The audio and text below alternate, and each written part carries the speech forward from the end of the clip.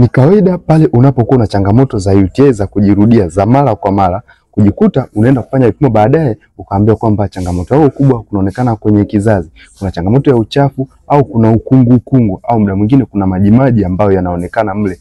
Na baadaye ukaja ukatumia dawa vizuri ila baadaye ukajishangaa unatokwa na hali ya uchafu.